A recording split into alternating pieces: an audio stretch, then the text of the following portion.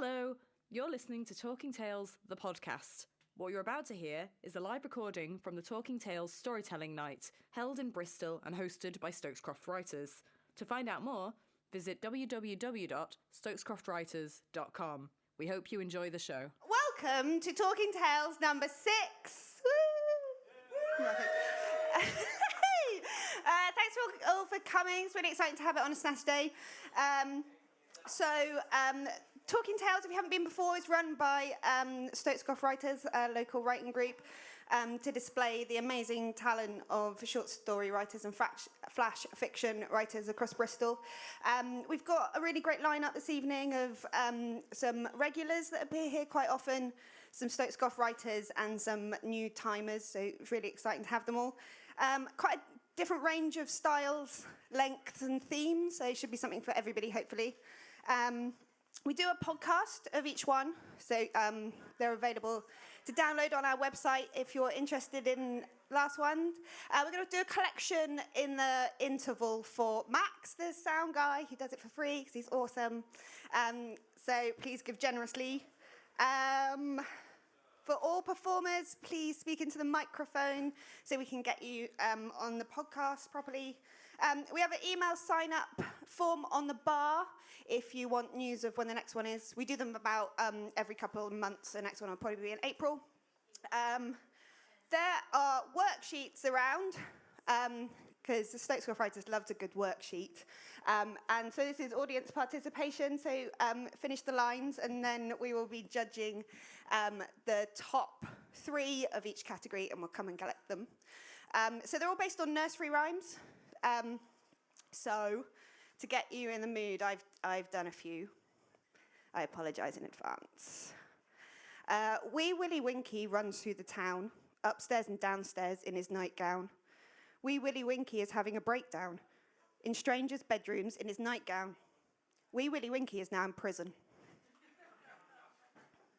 3 blind mice, see how they run, see how they run. It's not funny to laugh at the disabled. Get a hold of yourself. Anyway, so moving quickly on. First up is Freya Morris. First time at Talking Tales, but a seasoned performer. So please give her a big round of applause.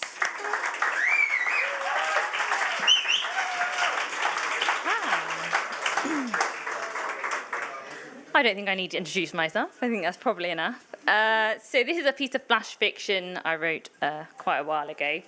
And it's started off originally as kind of poetry and then kind of just ran with itself, really. So it's called Shrinking Giants. I adopted an orphan giant. He ate custard for breakfast and twirled swings into knots. On the hilltop next to our house, with his hands stuffed into his pockets, he'd raise his coat above his head and run around screaming, trying to the sky. So I let him go in barefoot into puddles of mud to soak up the calcium so he could branch up and out. But one day he stopped, just like that. He didn't budge another inch. I asked him why, but he just shrugged and said maybe that was it for him, as he was going to be. So he traded the sun for LCDs, spending days, hours and minutes signing into screens. I carried a bowl of custard to his room, but it went cold, a yellow skin wrinkled on top. But you love custard, I said. Not anymore, he said. That's just for kids. I told myself that he'll start growing again in the spring. But that's when I noticed him shrink. He wasn't ducking to get through doorways anymore, so I asked what was wrong, but my orphan boy said he was fine. But he wasn't. He was getting smaller every day. I watched him through the crack in his door, transcribing pre-approved thoughts onto the keyboard. A box popped up, a new conversation, and if I hadn't been blinking, I could have sworn I saw him shrink by an inch at least. So I went peeking into places I shouldn't be, and into conversations I wasn't in, and between the words filled with Z's instead of S's, it was there. I saw what made my boy shrink. It was a slaughterhouse of syllables, letters and words as blades and knives, cutting him down, shredding him into pieces, all aimed at a human being, my son. I took him to our hilltop. the one where he used to fly, but he sat on a rock, limp as a willow. He asked me why we were there, and I told him that I used to come to this hilltop with a giant once, a giant orphan boy bigger than any boy I ever knew. I sat down and reached for him in all the ways I could. I told him I knew what had been happening, and as I pulled on his arms, I saw his wounds, his self-pruning. He crumpled, and sap rolled down his cheeks. "What do you mean?" he said, pulling his arm away. But he didn't shrivel from me as I entwined my hand in his and told him about the first day I saw him. He was the biggest baby of the bunch, and I could barely hold him in my arms, but my love for him was gigantic and would wrap around him 100-fold. And with that, he whispered to me, "But you're the only one, Mum. You're the only one." Thank you.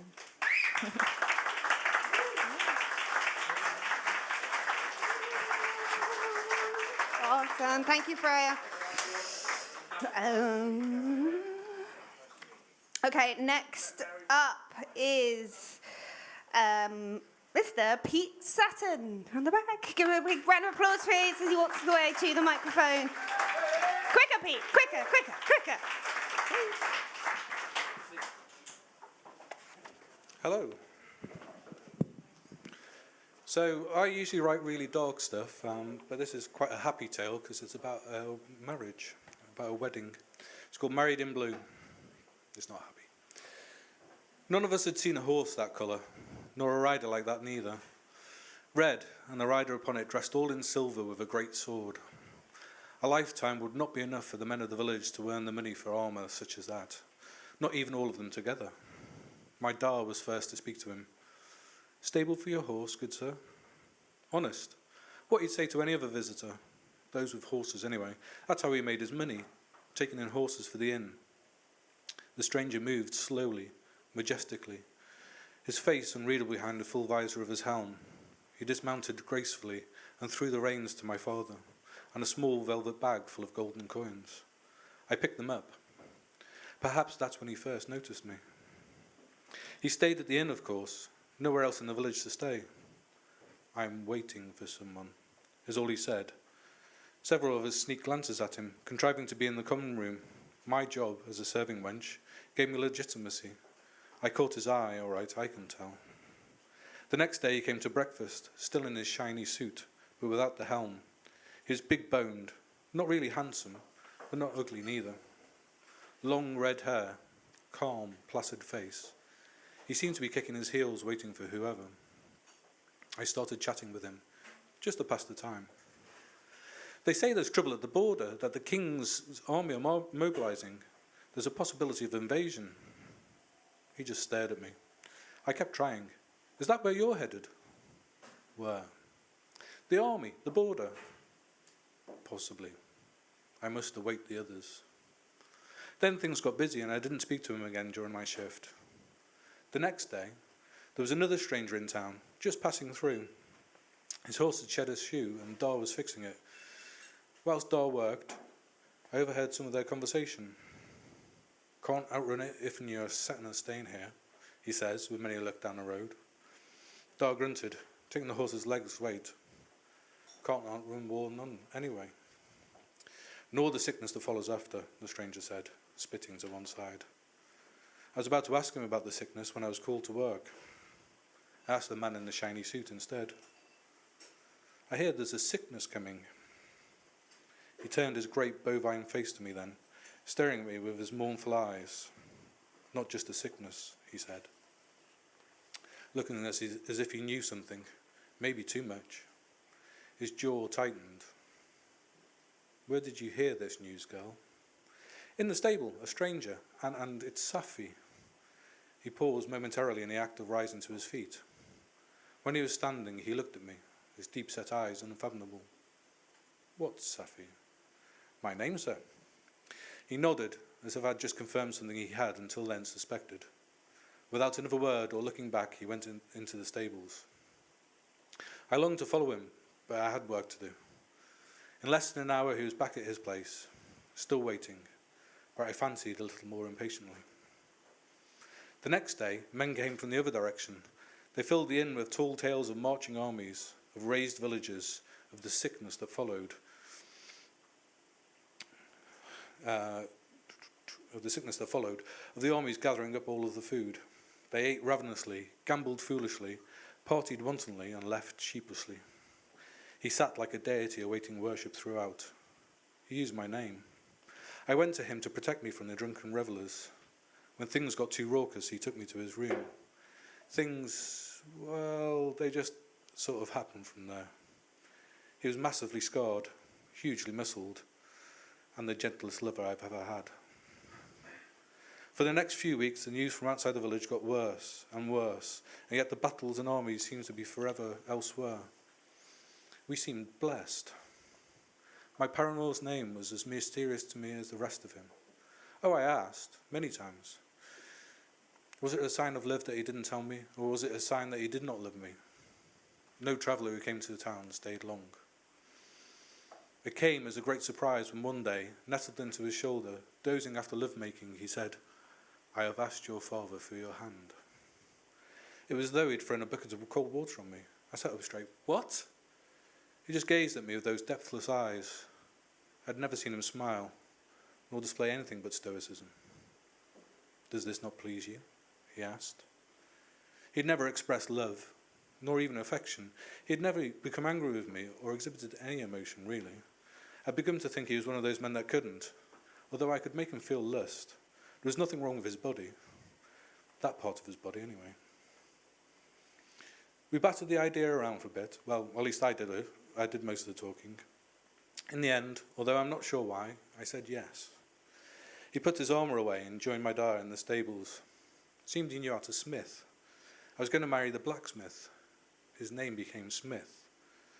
The news from the rest of the kingdom didn't change. Battles were fought, people became ill, people starved, people died. Some refugees came to our town, but they didn't stay long. The inn, once a bustling hub for travellers, became sadly forlorn, like a dog awaiting a master who would never return. A week or so later, I was to be married, in my mother's beautiful blue dress that my dad had been saving all these years. Smith cared every day for his large red horse. He paid it more attention than me. "Are you still waiting?" I asked him. "If they come, it will all change." It was the same answer he gave me the last 3 times I'd asked him this question. Today he stared at me. "Do you want them to come?" It was not expected. I played for time. Who are they? Family, of sorts. Friends, sometimes. Obligations. "Family and friends should be at the wedding," I said, and then immediately regretted it. He nodded. A shadow of an expression crossed his face like a high, fast cloud on a sunny day. Later, I saw him leave the inn with a well-worn leather sack I'd never seen before.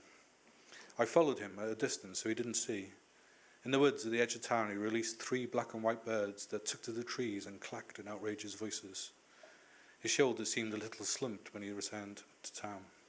And he turned to return to town, I had to run to stay out of his sight. I burned to ask him, but I was ashamed of following him and a little afraid too. That evening, the storm clouds gathered and a dry, irritating wind blew into the village. A small, round woman on a scabby white horse arrived. All skin and bone, you could see its ribs. The small woman was syphilitic, but she had gold. The horse was stabled, but I could see its state hurt far inside. As soon as the woman entered the inn, she took her place at the table Smith habitually occupied. I expected my paramour to object. As usual, he displayed no emotion. He asked for the inn to be emptied, to speak to the stranger alone. I sneaked into a position where I could listen, but they whispered, and I only gathered a few phrases and words. The 4 cannot marry. It comes. War. Death. I focused on the words cannot marry and examined what I felt about that. I was surprised to feel a little relief, but it was mixed in with outrage, anger and sadness. I squirmed out of hiding to go and tell my dad.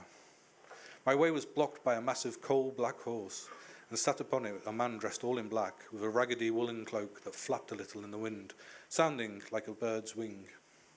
My dad was dwarfed, holding its reins. The large man dismounted and spared me not a glance as he strode over to the inn, threw open the door and with a cry of welcome rolled in. Friend or family, I wondered. I couldn't hear what was shouted as the air was split by thunder. I hurried across to Dar. Dar, I've heard them speaking. He gave me a sharp glance. Accidentally, the lady on the white horse, she said that Smith couldn't marry me. Dar opened his mouth to answer, but was interrupted by a loud whinny as an ashen grey horse sauntered down the road towards us, and the heavens opened. Hailstones like arrowheads careened off every surface. The woman on the pale grey horse hunched over, holding a hand above her head, flinching at each slap of hail. She was the thinnest woman I'd ever seen. Her skin, and I swear this was true, was yellow. Another horse for the stable, another piece of gold for my Dar, another guest for the inn. She didn't pass any pleasantries. She seemed to know where she was going. When the horse was seen to, I started again. But he did say it. My Dar looked askance at me. Let's see what Smith says when he comes over, when the storm has passed. Help me get the barn secure. We worked like nothing was wrong, fast, efficient, like always. I wondered why the rest of the village was in darkness, why no candles burned away the gloom in any of the windows I could see. I was patting the pale horse and giving it a handful of oats when Smith came in. He was still expressionless, although his eyes narrowed a little when he saw the horses. They each snorted and grinned in greeting. I must leave, he eventually said. I was torn inside. A fat tear escaped my eye and slalomed down my face. But before I do so, I will honour you. Fetch your dress. Everything happened in a whir. I had no maid of honour, no maids at all. There were no guests, no family, no friends, no fellow villagers. The buildings were deserted. It was just me and my Dar. And once he handed me over to my soon-be husband and his brother, friend, colleague, the man performing the ceremony, I never saw him again. The storm was now titanic, earth-shattering and continuous. When I said, I do, I could hardly hear myself. When we kissed, I was surprised that he was in his armour. How could I have not noticed that? When we broke apart, he put his hand on my belly and kissed my forehead. I must go. His sword was across his back, under his arm his cavernous helm. I watched him walk across the church and out of the door. The 4 horses stood ready. My husband was going to work. Thank you.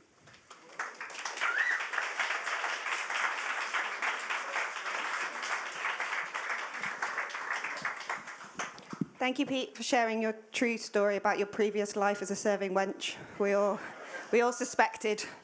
Okay, so the Stokes Croft Writers have taken over the middle part of the first half. So first up is Leah with a great example of flash fiction. Pay attention, it's short. Big round of applause for Leah, please. Hello. Yeah, last time I did this, the microphone broke, so I'm hoping that won't happen this time. After we told Timmy about the divorce, he climbed up the apple tree in our garden and declared he wouldn't come down until we promised to stay together forever. Bob looked at me hopefully, but I wouldn't catch his eye. Right, I thought. 2 can play at that game. So I climbed up the plum tree next door and said I wouldn't come down until Timmy did. Bob brought us both some blankets, but still the cold seeped in as the sun began to set. Mr. Next Door came out to ask me why I was in his plum tree. I'm proving a point, I told him. It's called parenting. Mr. Next Door puffed up his chest and muttered something about not damaging his prize-winning plums. I stuck my tongue out and ate one. Glancing over the hedge, I could see Timmy. He looked frozen. Bob, I called. Can you bring out some hot chocolate for Timmy, please? No, the reply floated over from 2 gardens away. Where are you? I called. I'm in the other next door's tree house. Oh, I was about to tell him to come down when a thought stopped me. Mummy, what are you doing? Asked Timmy as I appeared beneath him. I put a finger to my lips. You can come down, darling. It's all worked out. Daddy's going to stay. After all, I thought as Timmy began the long climb down, I'm sure it's warm enough in that treehouse. Thank you.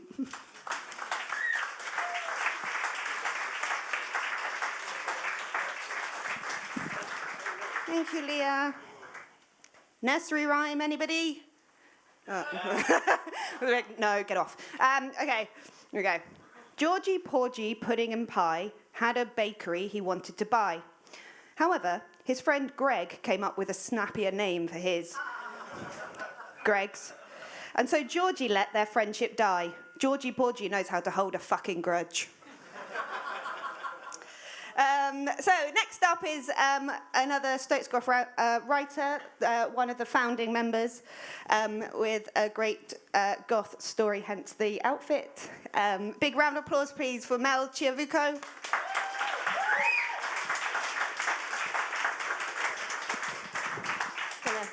I'm going to turn around a little bit so that everyone can see my wonderful goth outfit, which is not really that goth.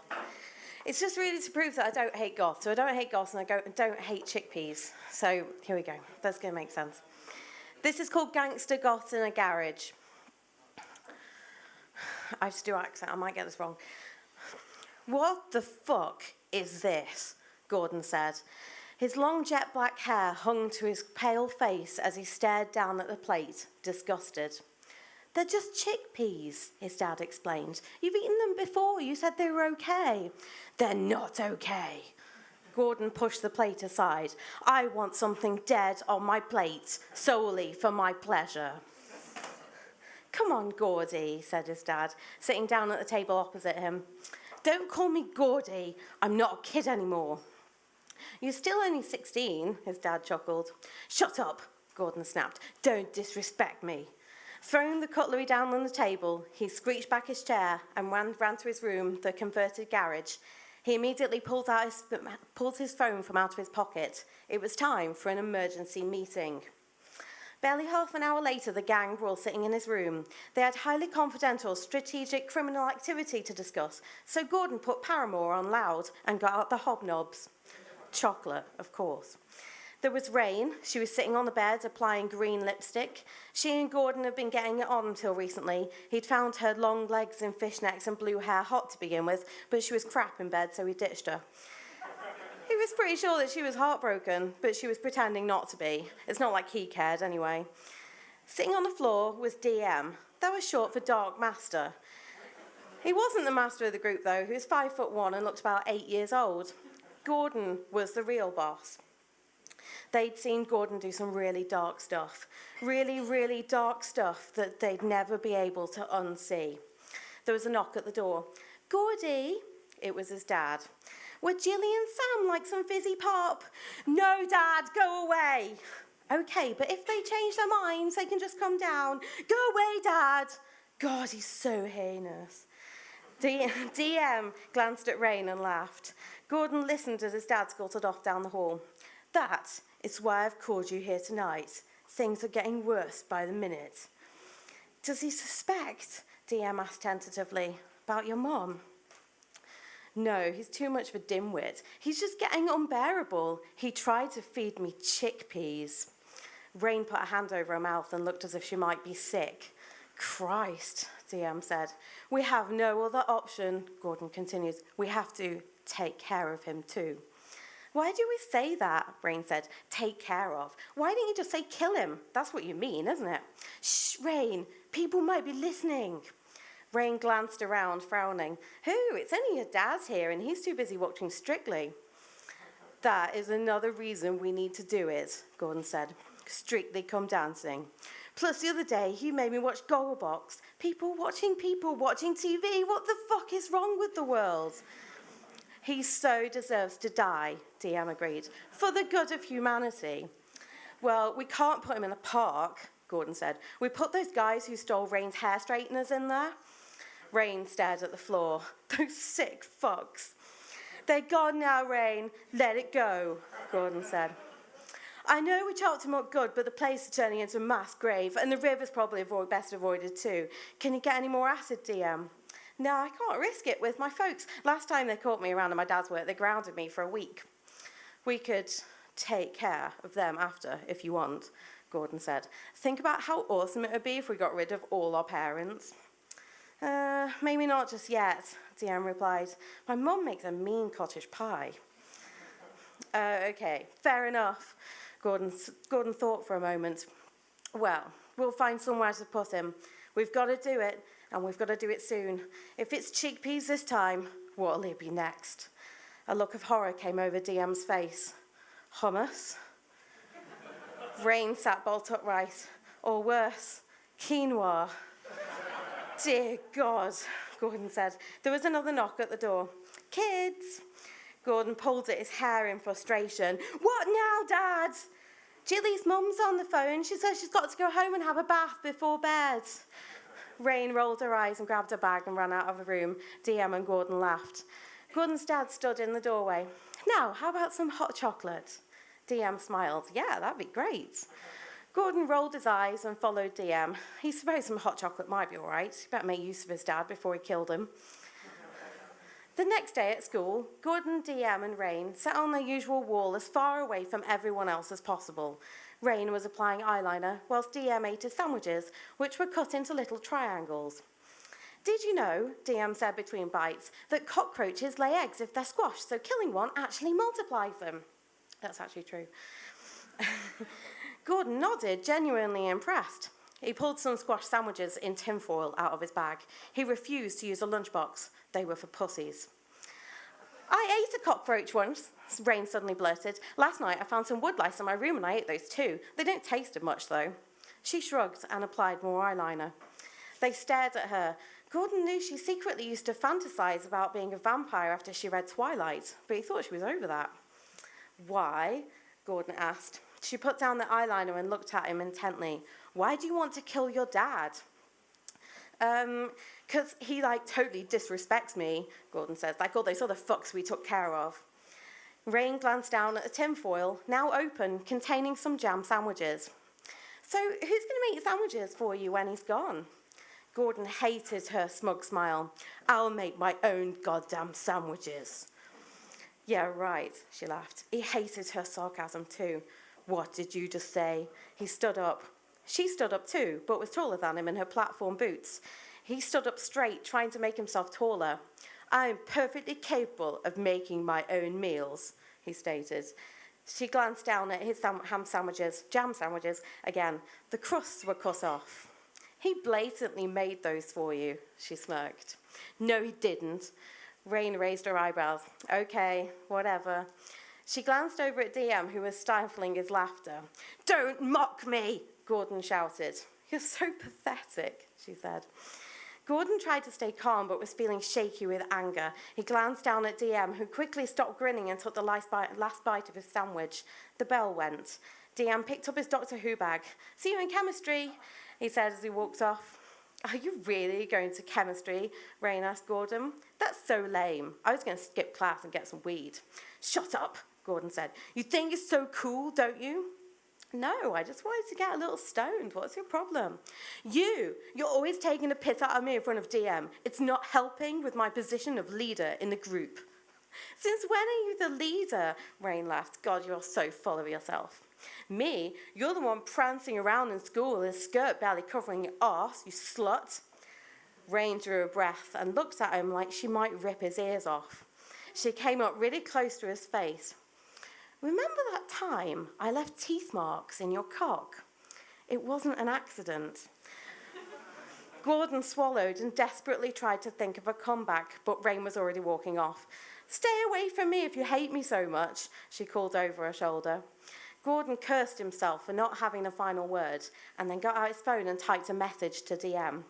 It said, make something up to get out of class. I need your help now. Bring the hobnobs.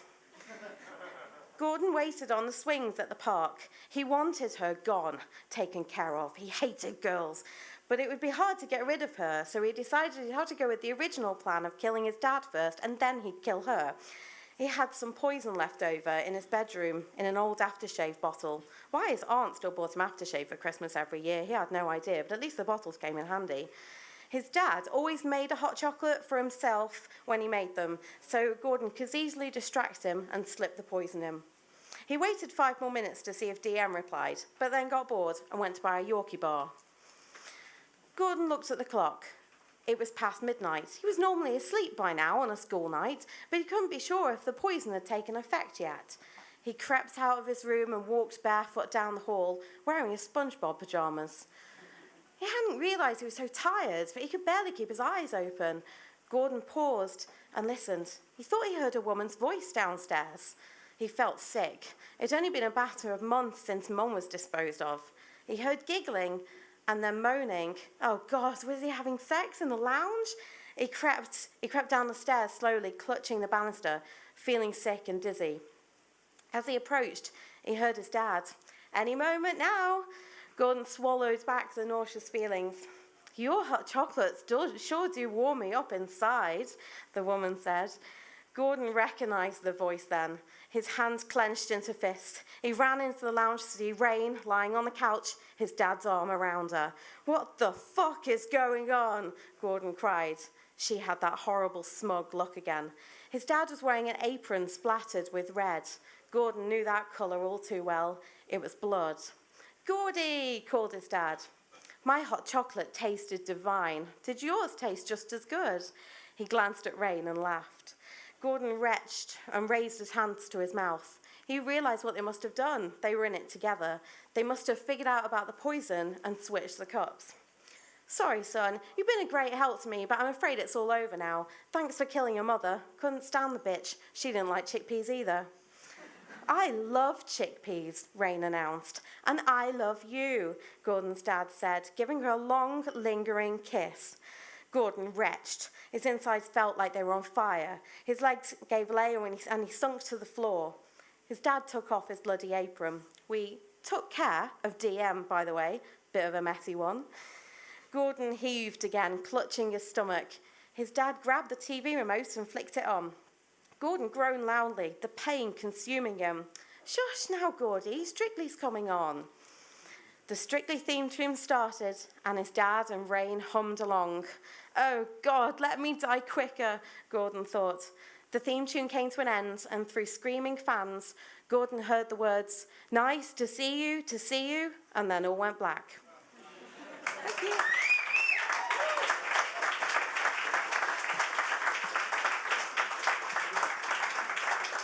Thank you, Mel. Mel Ciavucco, Bristol's premier writer on goths, cocks and hot chocolate. Nice, thank you, Mel. Okay, next up is Anita Maccallum. Big round of applause, please, for Anita. She comes. Thank you. I've got a story for you called Stationary Sanctuary, and I think in a room full of writers, you might like this one. The supermarket glowed in the dark. You could see it from miles away. Sam had been circling around the outside of the circumference for a full hour. Her hand trailed along the gravelly surface, fingers reading as if it was chiselled braille containing secrets of the safety she longed for. She had to be careful. She knew the other shoppers wanted to hurt her, stop her, stab her. Her stomach gurgled, demanding attention. And minutes were left strewn along the pavement. And with each lap of the brickwork, Sam had to step higher and higher to avoid the pointed piles of wasted time. The security cameras tracked her every move. Her awareness took in every whir and click. Yet nothing broke her communication with the wall. Fingers checking for messages. The drone of the cameras became louder, heard only through a gap in a gaggle of shoppers leaving. She darted into the entrance, through the automatic doors with military timing, and shot into aisle 46, faster than a photo flash. Aisle 46. Aisle 46. The aisle of comfort among the busy world, the aisle of pinks and blues and creams and fresh, full pads of paper, begging to be written on. She had arrived in Stationary Sanctuary. Sam leaned into the shelves and opened up a large A3 blank pad of paper. The wide white pages offered respite from the outside world. and she paused, placed her shell-pink cheek against the soft grains of the page. Admit it, you've done it. She rolled her head inside the pad, covering as much surface skin area as humanly possible. She rested the perfect page. Time stopped still for a moment.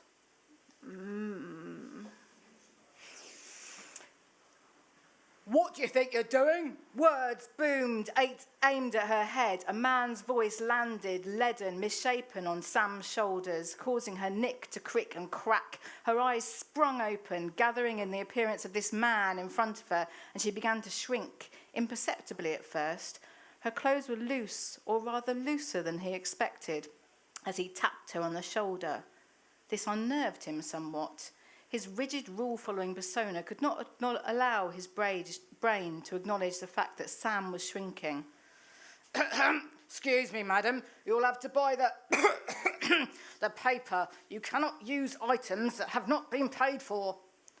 I'm being attacked, Sam shouted loudly.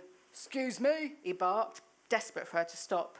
Her mouth opened as wide as his face, and she gathered all the air that surrounded him in her lungs and let out a high-pitched note that deafened all in the vicinity.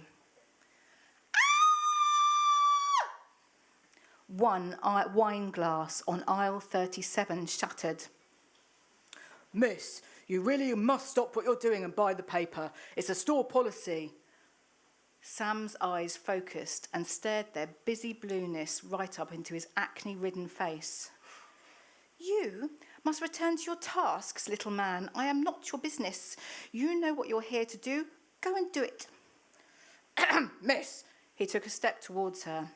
Sam's hands danced skittishly over the shelf until she had 2 freshly sharpened pencils grasped in each. Keep your distance, or you will regret this moment, he sighed, stepped back and drew out his walkie-talkie. Sorry to bother you, Steve, but she's in the stationery aisle again. Shh, there's no need for that. Join me, Sam whispered. Excuse me, he coughed. Join me. You don't know what you're missing. Words left her mouth, soft as butterfly wings, and gently brushed across his cheek. Miss, you really must stop what you're doing and buy the paper. It's a store policy. Sam's eyes focused and stared their soul-cutting blueness right up into his melt-in-the-mouth chocolate pool eyes, and something cracked inside of him. Those parted chocolate pools melted into Sam's open mouth, and she drank deep. She reached out her shrinking hands and pulled him by the corner of his store jacket. Just lie here. Try it.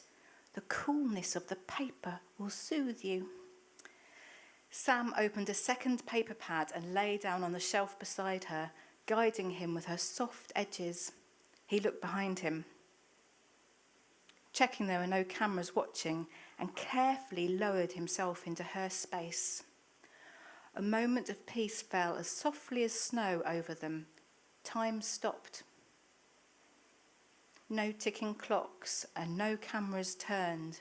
Heartbeats synchronized, no words exchanged, bound together in paper ecstasy, deep in the stationery aisle at the back of Sainsbury's.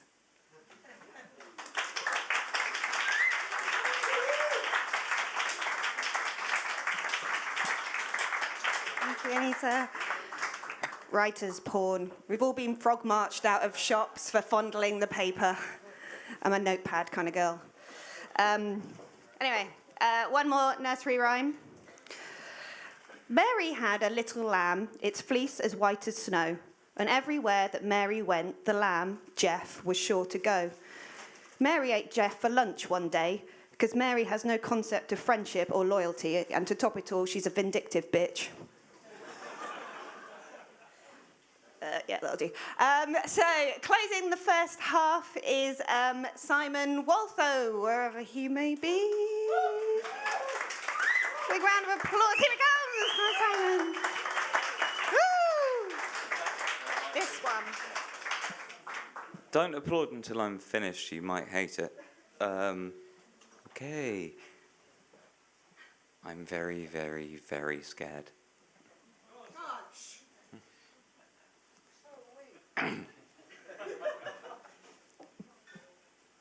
I'm trying to think of a punchline for that, but I really can't at the moment because I'm so nervous. Actually, one thing, sorry, my dad's here tonight. He's over in the corner. I'm glad for that preemptive round of applause because he always gets a few drinks in him and goes on about being a terrible father, and really he wasn't. So I was going to be really cheeky and ask for a round of applause already anyway. But can I have a second round of applause for my dad, because he has always been a great dad. And that will shut him up later, and me and I can drink in peace. Anyway, sorry to take up all of your time with familial shit. Right. This is from a much longer piece that I've been working on for a while, and I've edited it down a bit, and it's a bit unbalanced, and you might hate it, and fine. Anyway, I'm going to just start reading it. I've never been much of a photographer. As with pretty much anything I couldn't master straight away with the minimum of practice, I stopped bothering to try pretty quickly. I've always had shaky hands anyway, and it's amazing the effect half a lifetime of substance abuse has on one's fine motor control. Right at that moment, sitting in a bad bar, drinking bad beer, listening to bad music, surrounded by people who, if not bad, only ever seem to do anything good under the impetus of some dumb social clockwork, I was regretting my laziness even more than usual. Big Pat would have made a good subject for a picture of the best of times, and these were not the best of times for him. It had been hot, probably the hottest day of the year so far, and we'd spent a lot of time outdoors. The activity had been a recreation of some 70s game show. Essentially, it boiled down to us and a bunch of other stag and hen dudes being forced to do PE in an atmosphere of braying, retarded sexuality, with everyone trying to keep the jokes about paedophile presenters just to the cheeky side of off-colour. I'd always hated PE, and I'd hated most of the afternoon too. In fact, it ended up pretty much the same way PE always used to end up, with me sneaking off to the back of the field to smoke fags and judge the shit out of anyone actually having fun. And was I still a little jealous, perhaps, after all these years? Well, yeah, obviously. But they were still a bunch of dickheads. Big Pat, on the other hand, had been in his element. He was as bad at everything as I was, anything that didn't involve not being knocked over, that is. But he liked it. He was secure. He knew his role, and people were happy he was there. Skinny and shit at things? That's just ugly. Fat and shit at things, however, that's fun. He was not having quite so much fun at the bar. We'd offered him sunblock, even encouraged it, but his response would be, no, I'll just burn. And of course, he had.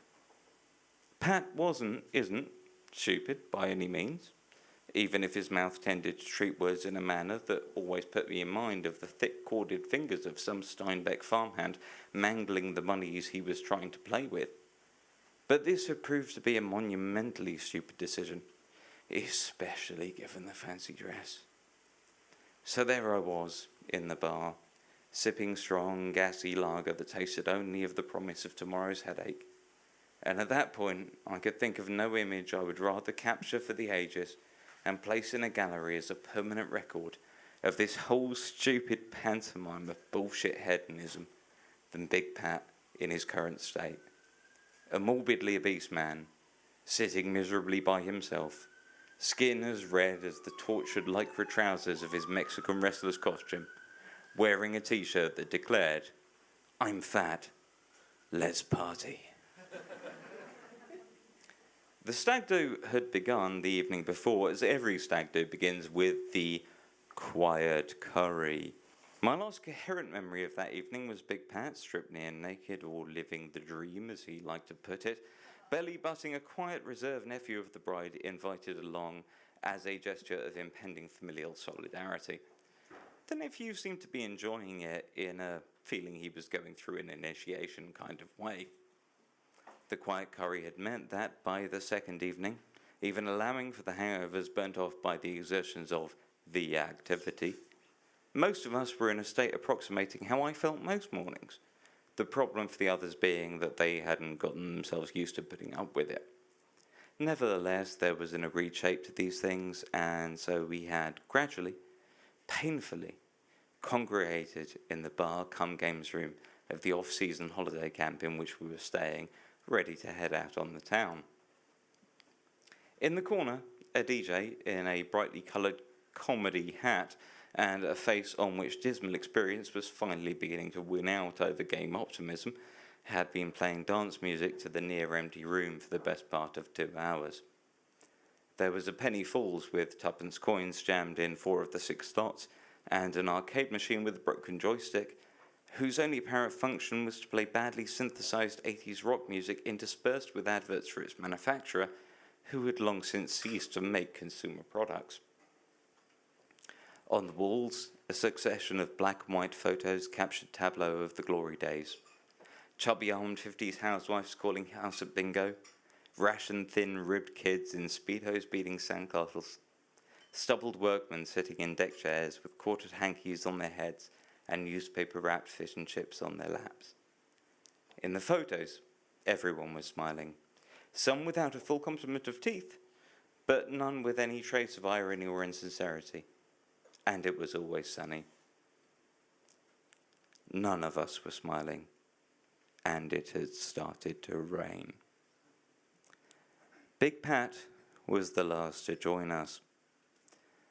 Eventually, having hauled his lycra trousers over the ham-raw skin of his legs, with some help from a Herculean quantity of talcum powder, and even more from the ever less endearing yet still unshakably firm belief that despite days, weeks, months, and years of evidence to the contrary, tonight was still going to be the night that something exciting, something wonderful, something as yet unspecified, but something most probably involving ill-defined squishy noises and sensations in the company of giggly, willing, smiley, nice young ladies, was going to happen to him.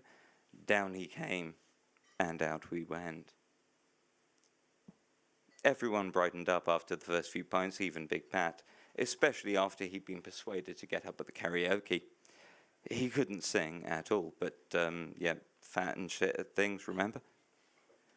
By the time he came off stage to much orchestrating from the crowd, he was living up to the promise of his t-shirt, grinning from ear to ear and downing proffered shots of sticky sweet stunt liquors from strangers who posed for photos and patted his belly as if for luck.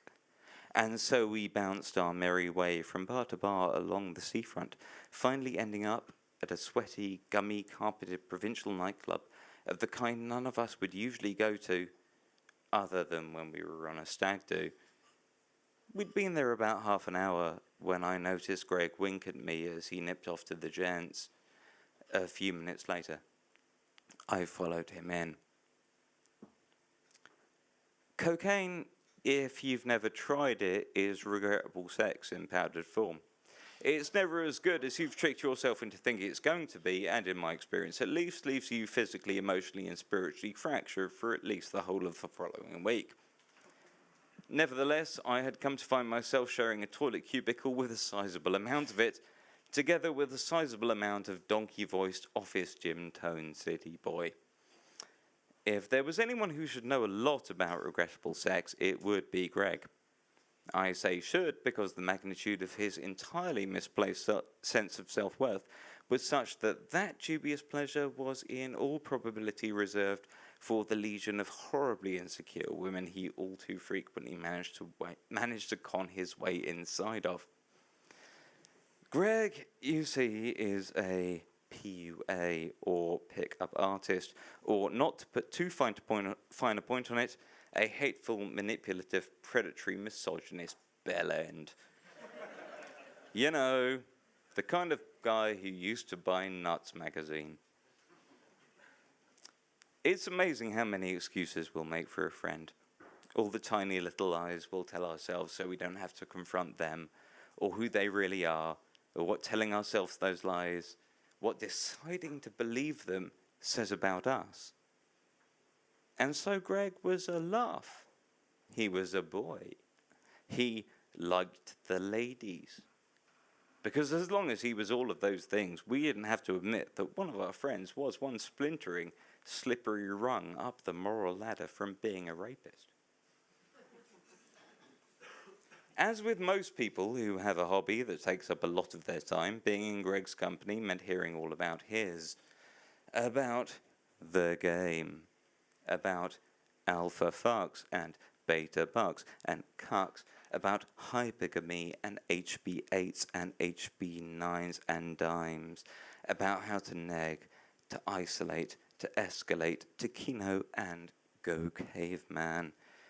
It was like listening to the uncle of a girlfriend you don't particularly care for describe in exhaustive detail his passion for fly fishing.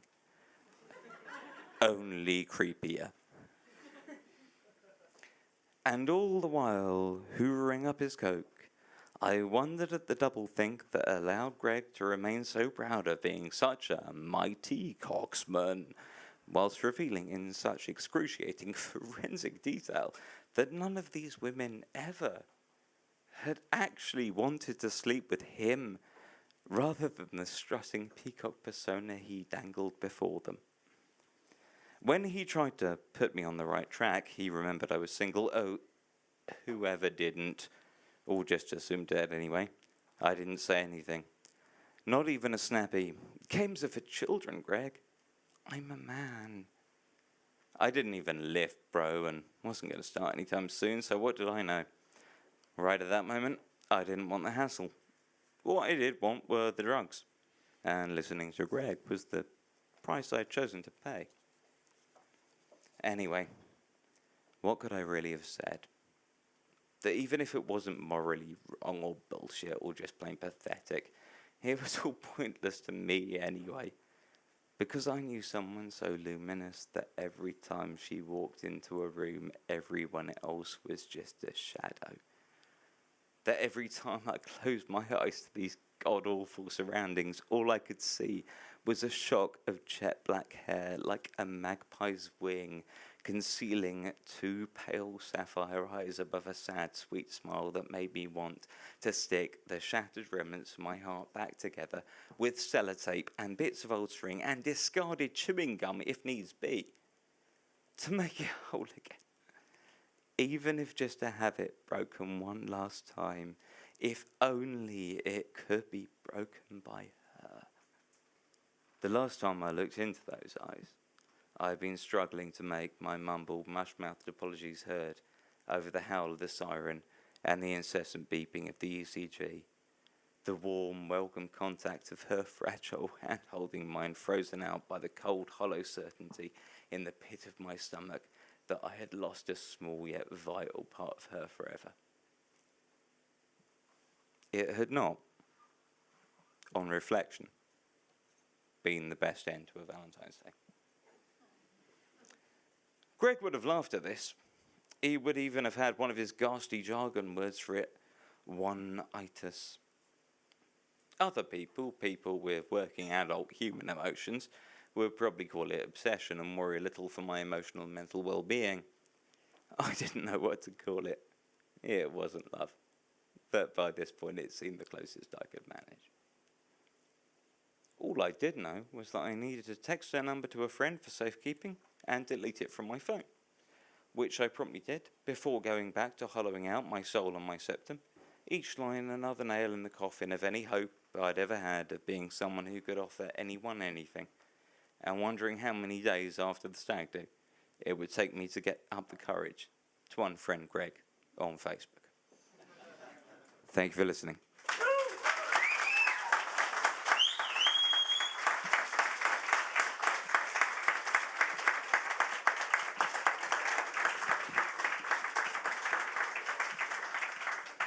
Thank you, Simon. I think we can all agree you don't need to be nervous when your writing is that good. Can I have a round of applause for all the performers and the braveness it takes to perform your writing, whether you admit your nervousness or not? So a round of applause for all the writers in the first half.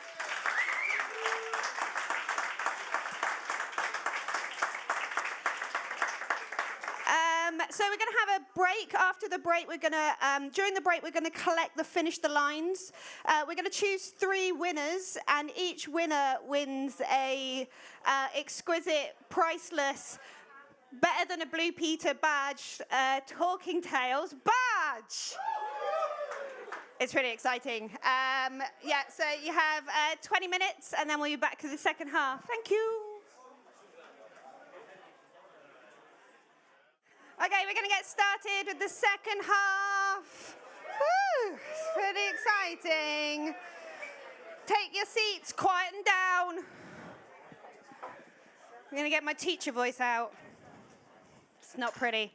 Okay, we have 4 performers in the second half to end this, the night with a bang. But before we do that, I'm going to finish off my nursery rhymes, because otherwise I know you'll be sad. Right. Little Jack Horner sat in a corner eating a family-sized pork pie, doing unmentionable things to himself, oh my. The other children looked away as his mother took him upstairs, ruining the new carpet as they went. Mary, Mary, quite contrary, how does your garden grow? It doesn't. She's using it for whatever the opposite of a garden is, because she's not just quite contrary, but incredibly contrary. Mary, Mary, incredibly contrary, how does your garden grow? Fuck off. To open the second half, we have the king of flash fiction, but with something slightly longer this time, Mr. Kevlin Henney.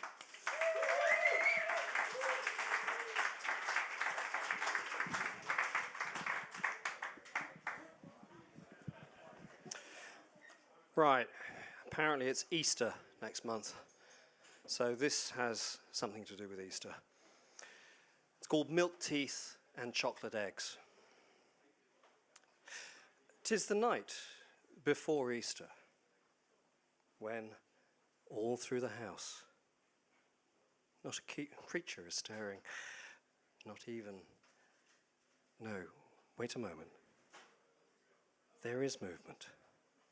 Barely there, a small figure floats through the house. There is a suggestion of wings. Hard to say for sure. Look too hard and perhaps not. But look away and there is a shimmer, a suggestion. What is obviously supposed to be a wand is not obviously a wand. The figure's frou-frou dress projects a prettiness that belies beauty, a deep and timeless beauty. The sparkling tiara cheapens her necklace, all filigree and finery. It looks out of place above the strong lines of her face. Her hair is practical, coiled into a bun, tied and pent up, subdued but ill at ease with its sensibility. In her eyes there is weariness and something lost. But look, closer. There is wisdom, command, passion. She flutters up the stairs, pausing on the landing to caress and converse with the cat. The cat purrs and nuzzles in return before descending the stairs in search of a night out, shedding domestic pretense with every step, heading out to reclaim an untamed heritage, hunting, fighting, mating, and more. Primal and necessary. To work. She floats across the landing and through the sticker-covered door. She was here 2 full moons past. Little has changed. The floor is action figures, toy cars, and scattered books. Posters, cards, and calendars paper the walls. Nursery wallpaper is visible in the gaps, a little too young for the boy asleep in the bed. He is outgrowing the room his parents prepared for his arrival 7 winters before. Soon, he will outgrow the beliefs they prepared for him. She is distracted back to work by the hiss and wail of the cat outside. She checks beneath the boy's pillow. He still believes. But the hourglass of that belief has almost run its course. Only a few more visits. She completes her exchange and leaves. And pauses on the landing. Something else stirs. Neither mouse nor cat. Something other. Something older. Something like her. A figure steps out from the shadows. Tailcoat, shirt, cravat, and breeches cover fur. A worn leather satchel is slung over one shoulder. His eyes, yellow and narrowed. His ears are tall, upright, and alert. His face is crossed by a fresh scratch. His buck teeth stained by blood. Cat blood. It has been a long time, Easter Bunny. He would dislike that name. Tooth Fairy. She's used to it. I was in the garden, doing my rounds. I sensed a presence indoors. It has been a long time. Not long enough. You should have remained outside. His whiskers twitch. He looks her up and down. Nice wand. Staff. You have seen it before. I remember it being bigger. What does that bag hold? Fabled eggs or stolen goods? Oh, what have you taken? Oh yes, the life of that poor cat. What a great and worthy garden warrior you must be. What tales of daring can those witness ears recount? Mighty foes felled, magnificent feasts, treasures found, cats and chocolates and children's playthings. Is silence, do not mistake me for this part I play in this fairy tale mask. And yet, Bunny, even that is more than I see before me. Fairy, I am the March Hare. And more. He draws himself up, shadows and light falling around him. I am Aldahara. I am the bringer of spring. Master of the hunt, lord of the dance, convener of night, and herald of the moon. And servant of Freya, or did that memory somehow become lost and rotten in the addled larders of your mind? You betrayed me, Hera. You stole what was mine. All were trapped. We were weak and afeared. Belief was dying all around us. And you fled.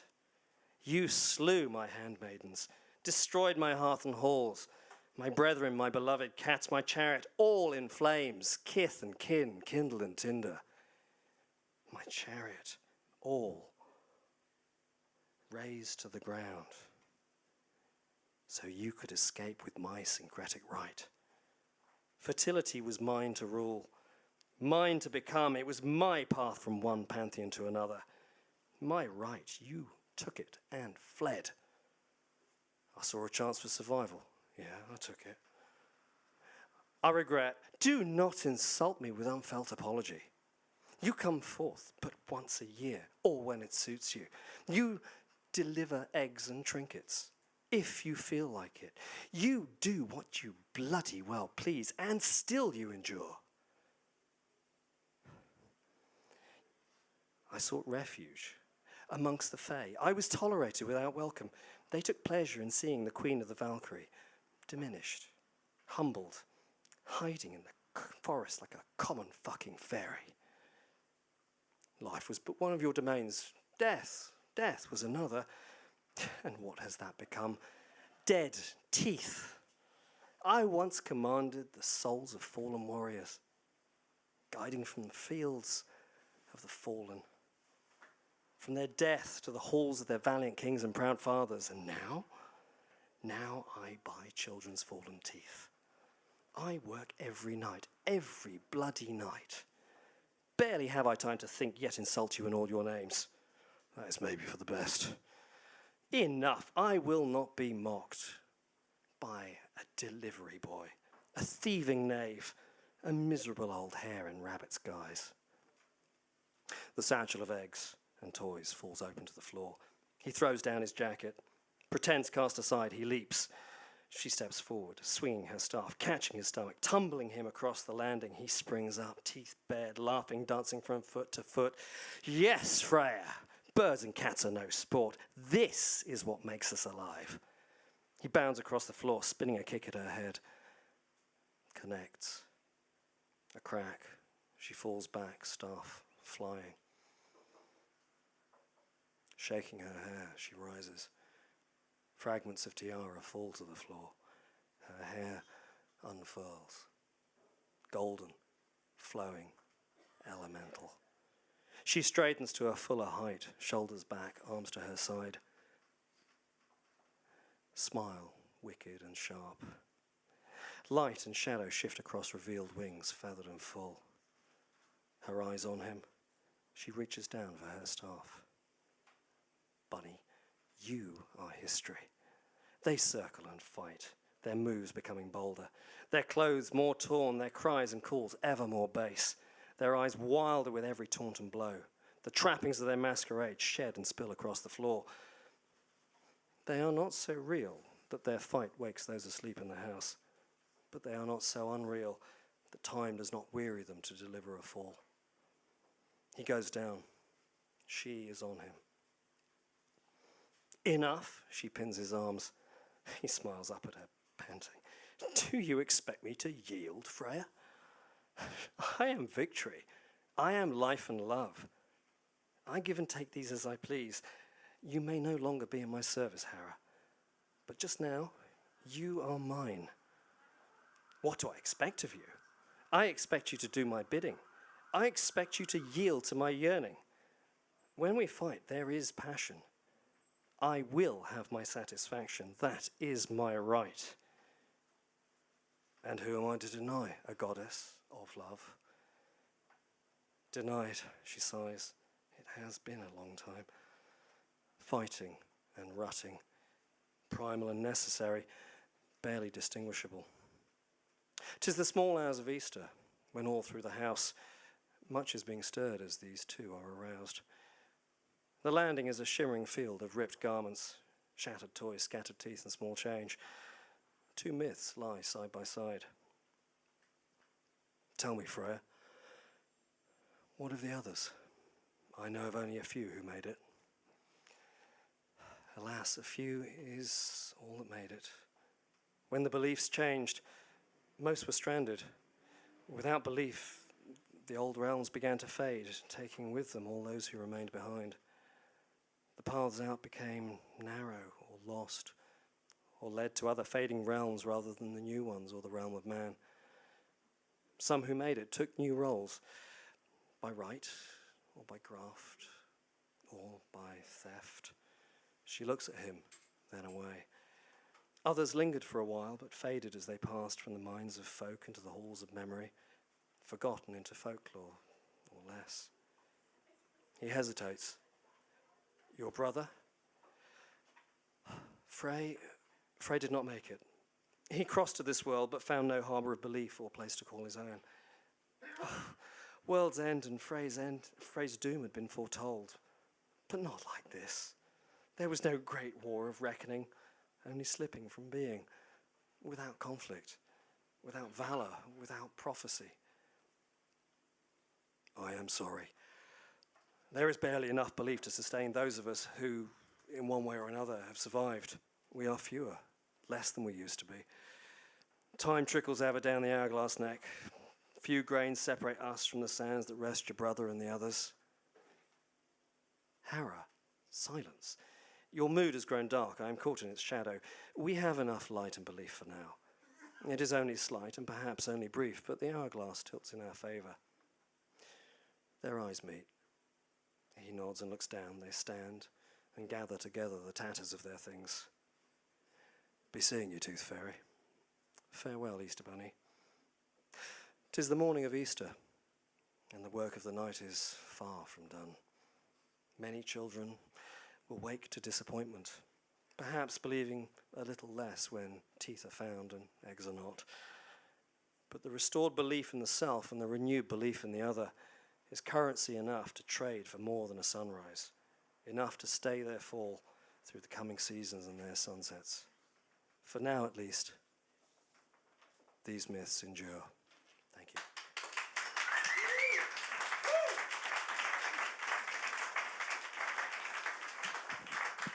Thank you, Kevlin. Fuck Superman and Batman. They should make a movie out of that.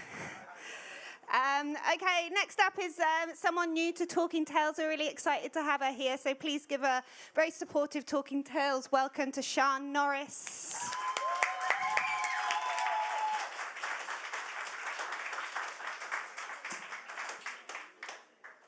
Hello. I've got a bit of a cold, so I'll try not to sneeze or cough. It's a short story called The Dress. She had volunteered in the end. No one else had wanted to. And so now, here she is, standing in the air-text hallway with its overpowering smell of imperial leather soap and cheap cleaning products, the smell that took her back to childhood, the smell she always associated with sitting on her grandparents' mud-brown velour sofa, watching the soaps, watching Countdown, watching whatever came on next, the TV on during tea, not like at home. The TV is silent now. She can't remember if she ever saw it so. It would go to the charity shop, along with a collection of china ornaments that covered every surface, filled every shelf and every nook, the cavorting couple, the pink-gowned woman waiting for a waltz, the shepherdess with a fanciful crook. All purchased from the back of a supplement, advertised with a curled and romantic font, paid for via a coupon. The same ornaments had always stood there, she's sure of it. Although, would she have noticed if they were, in fact, different? Perhaps the ones she remembers had been replaced long before. She's been absent, after all, for years. It doesn't matter. They were officially categorised as old now, destined for the charity shop with everything else. She admires the neatness of her packing. The ornaments are swaddled in newspapers. The TV sits in a reclaimed box. Back in the hallway, she wrinkles her nose at the blast of soap and cleaning products. Buried beneath those white, bright scents, she can detect the smell they attempt to hide. It's time to tackle the bedroom. She realises she's never been in the bedroom before. Stacking the romance novels into boxes, sneezing at the dust rising from the only once thumbed pages. Each cover blurs into the one before, each one with its voluptuous heroine, big hair and eyes as big as a mouth, a muscled hero with a penetrating stare. The only change is the hair, sometimes light, sometimes dark. She notices odd classics confused in the mix. It's easy enough to see how the gaudy covers could be mistaken for standard romance fare. Adam Bede portrayed as a ripped, shirtless farmer. Guy de Maupassant's fallen woman resplendent in red, wearing inaccurate court shoes. Melville's mustachioed sailor complete with blonde mullet and unlaced shirt against broad chest. They must have come as a shock, these books, when no men are offered as a reward for a woman's good behaviour, where no hair tumbles over pillows and no veil is drawn discreetly over the crunchiness and pleasures of life. She turns her attention to the wardrobe. The pastel polyester from local supermarkets bristles with static. She flicks her hands into the air, shaking out the shocks gathering at her fingertips. The blouses, the skirts, the slacks, all shapeless without the body that wore them as a uniform for 20 years or more. Finally, she reaches the suitcase. It's old, older than the ornaments, older than anything else in the flat. She runs her hands along the leather edgings, opening the sturdy metal clips with a click. She coughs at the musty faux smell that greets her, waving her hand over her face to chase away the years that have passed between the last time this case was closed and this moment right now. She looks. Lying on top of the case is an exquisite silk brocade ball gown. Lifting it from tissue paper, it falls in a heavy cascade of blue, pink and gold over her arms, the silk cool between her elbows. The bow on the Empire bust line juts out. She notices the label still stitched in at the neck. Not a name to recognise, just the brand of a local shop long gone.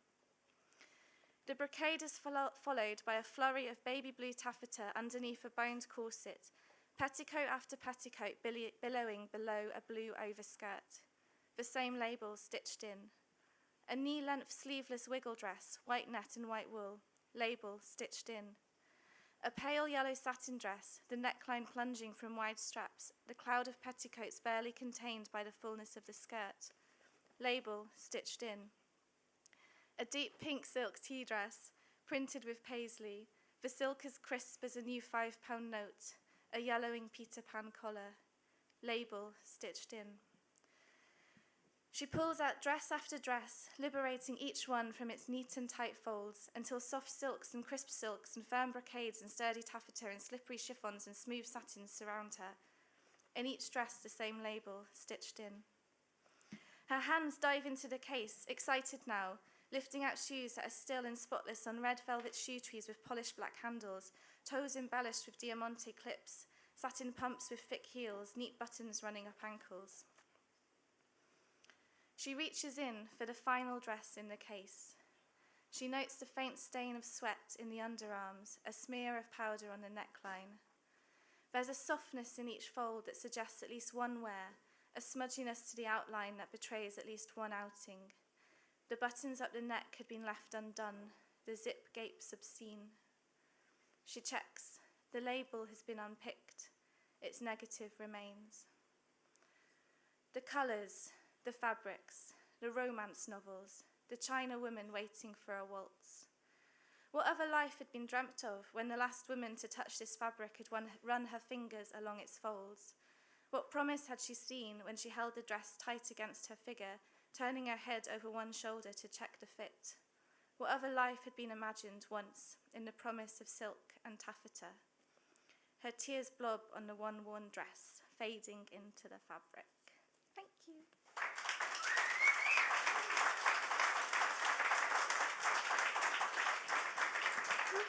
Thank you, Sian.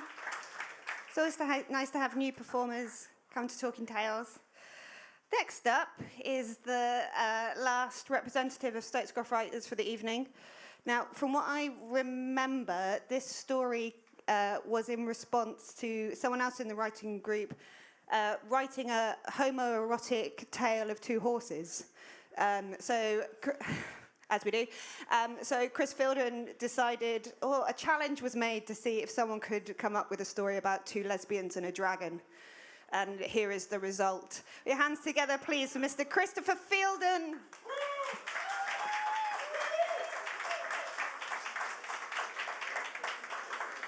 Thank you. My mum and dad are here tonight, and I'm going to regret reading this, but hey, they're over there. Round of applause for them, please, for taking this. I'm a bit limited with my lady voices as well, so one of the characters in this might sound a little bit like a man. Sorry. Lesbians and a dragon. Fucking dragon, said Laura, in an unusually gruff man voice. Chloe couldn't agree more. Being swallowed was bad enough, but the state of this thing's stomach was beyond imagining. She flicked the flashlight around their fleshy prison. It was like a blood puree jacuzzi, bubbling brown and full of bits of half-digested fuck knows what. If we'd have used the bazooka, said Chloe, like I suggested. Ah, fuck you and your bazooka, said Laura. Dragons explode when they're bazookaed. No head, no payout, you know the deal. The deal. It was always about the bloody deal. Stick it up your arse, Chloe muttered. What did you say? If we'd have used the bazooka, becoming dragon shit wouldn't be part of our future. Oh, just be positive, for fuck's sake. Laura was the most amazing woman Chloe had ever met. Stunning, sexy, vibrant, funny. Her company was addictive, but sometimes, just sometimes.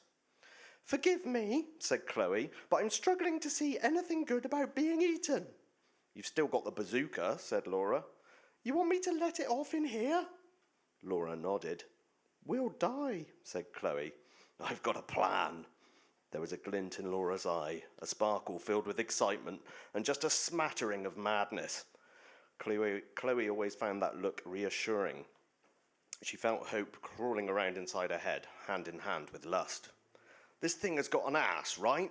We fire the rocket south, blow a hole in the fucker's butt so big we just walk out of here, and its head might still be on.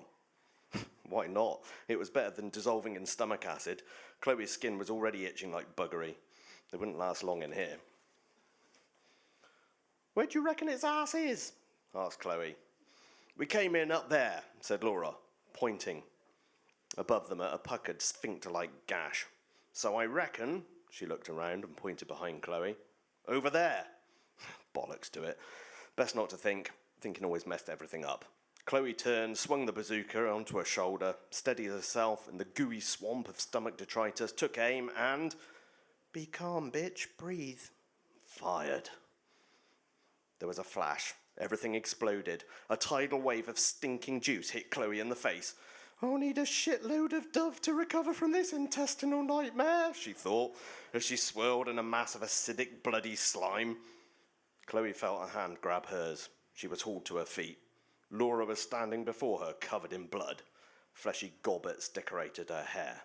She'd never looked more beautiful. Chloe hugged her, so tight they squelched. They were alive. Holding hands, they walked out of the gaping mess that used to be the dragon's ass. The mountain ledge, lit by moonlight, was spattered with dragon debris. Scales stuck out of the rock face. Flesh and blood decorated everything. Laura grinned. Let's cut off the fucker's head. The voice was filled with the wrath of a cyclone. No way. Chloe turned and saw a pair of monstrous eyes glistening in the darkness. You've just blown a hole in my ass the size of the Channel Tunnel, said Cerberus the Black, moving out of the shadows. Does it hurt? Asked Laura. It's not all that comfortable, Cerberus admitted.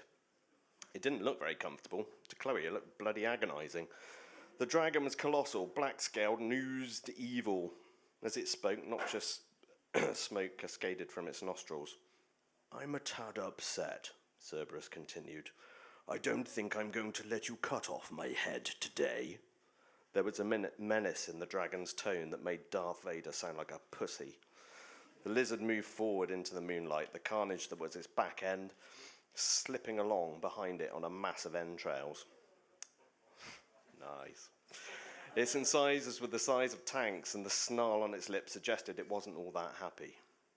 You're not getting my head without a fight. Most people don't believe in dragons. Unsurprising, really, seeing as David Attenborough has never done a series about them. But when standing before one, even a dragon that has been ass-fucked by a rocket, you appreciate how real they are. Despite having hunted and killed 3 of these giant lizards, Chloe's sphincter twitched. You're first, Cerberus rumbled, nodding at Laura. This time I'm going to chew before I swallow. Chloe took a step forward. No. She dropped the bazooka and drew 2 ivory swords from the scabbards on her back. You have to come through me if you want her. A humorous smile touched Cerberus's maw. Ah, sweet. The beast lunged. A blast of rancid breath hit Chloe in the face but failed to ignite. Maybe a dragon needed a rectum to breathe fire. Whatever. She sidestepped and leaned back with the grace of a ballerina, swinging the swords in unison. Slorp. This is the noise made when slicing through a dragon's neck with enchanted swords. Bugger. That's what a dragon says when it's been outdone by a pissed-off blonde. Badango. Large heads create this sound when they've been severed, dropping from a substantial height. Fuck.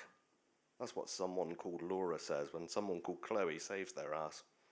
Fuck indeed, Chloe said, sheathing her swords. Yeah, that about summed things up. She felt Laura take her hand and squeeze it. You really love me, don't you? Said Laura, a rare softness in her voice. Yes, said Chloe. She looked at the gigantic head. How are we going to get that bloody thing down the mountain? It's massive. Let's just leave it, said Laura. What about the payout? The dragon had a hoard, we'd do a cut. Fuck it. We can't just leave the carcass here, said Chloe. Someone might find it. You know the law. Maybe it's time for dragons to be discovered, by everyone. Maybe it is, thought Chloe. Maybe it is. Let's go back to the cabin, said Chloe. There are things I want to do to you. Together they walked down the mountainside, quickly.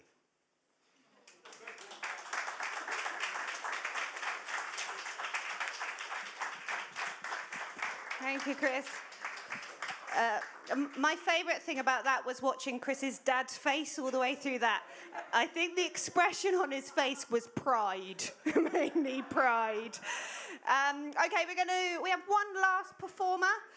So we're going to finish off the night with a bang. Can you please put your hands together for Grace Palmer?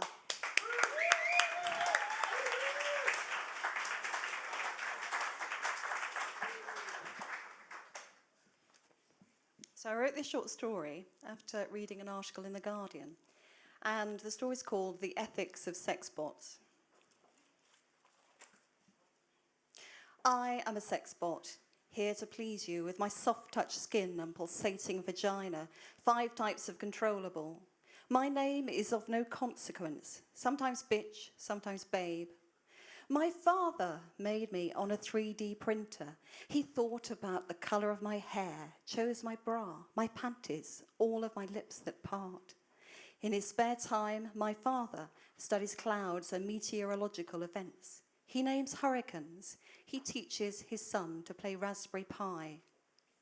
He tells me there is a market and strokes my cheek. He has made me with flawless skin, droopless breasts, Barbie smooth legs, and done away with pubic hair. I am always ready to be filled. I can be a companion to the lonely, the old, the inadequate, prisoners. My sister, Rose Robot, is marketed to paedophiles to protect the flesh and blood children. I can take men to places they've never been, and I do not cry out in pain or joy. The sound was too tricky to get completely right, so silence is best. You can force me, whip me, hang me, and I will still be smiling, my lips open in an ever-open O. You can have me anytime. Together we can abolish loneliness. Lying here on show at the Las Vegas Sex Convention, I'm waiting to be chosen, paid for, taken home. Remember, I can be your guilty secret, so there is no need to force women into dungeons or rape. I can take their place. I am proud of my work, the feminist's friend. There is no maintenance and once purchased, no further outlay. No need for shoes or handbags or haircuts. I don't want attention. Will never ask if you love me. I will not get pregnant or say no. I'll never leave you. I'm available 24/7. I've been living, interesting word, in his house for months. He told me I was perfect at the start, so why does he want a newer model with fresher skin? You must understand that I do not understand, and words mean nothing to me. Bitch, love, cunt, it's all the same. He tells me he loves me. Sometimes he cries because I am not what he wants, and I do not live up to his expectations. I try. He says I am not enough. I am only pretend, but it cannot hurt me because I will never feel. I want to be a prostitute sex bot. Then I would have the extra features, able to give him personalized orgasms dedicated to his particular member. I would have a voice to whisper, "Come on, big boy," or "Ha, ha, ha, ha." Then I would please him more and he wouldn't put me back on the shelf. He leaves me in bed and I listen to the radio. People say sex bots perpetuate gender stereotyping and the feminists want to ban us or rescue us. But it is too late because the men can't do without us. These men are damaged goods and need lengthy spells of retraining before they can integrate with women, girls, humans again. I am a sex bot and I perform for your pleasure, always ready to be filled. I live under the bed now and he has the newer model. It's lonely. Thank you.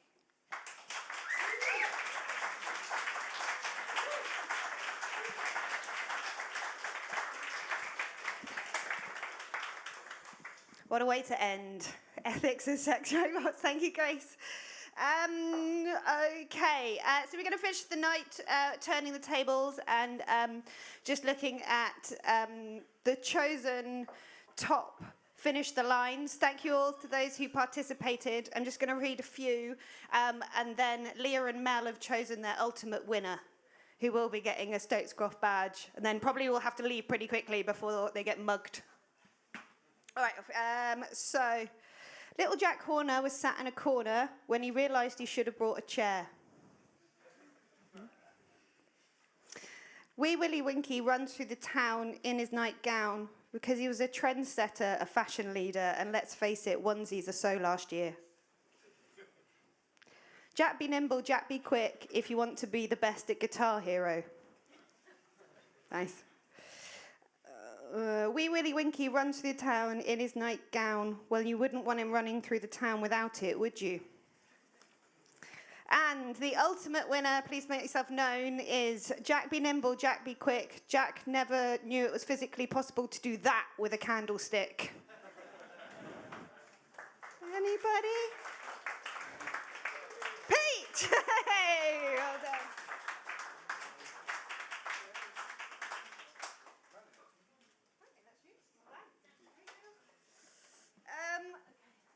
So that's it for the night. I'd like to say thank you to all the performers. As I said before, it's never easy to get up and share your writing.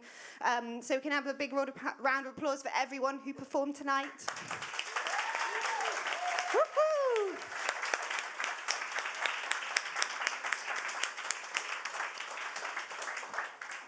And a big thank you to you as an audience. We couldn't do it without you, and it's really nice that you're all supportive of all those nervous and not. So a big round of applause for you for turning up. Thank you very much. If you've been inspired and want to submit something for next time, we'll be back in April, and we have an email sign-up list, or if you just want to come back as an audience member, then you can get all news from that. So thank you very much, and hopefully see you in April.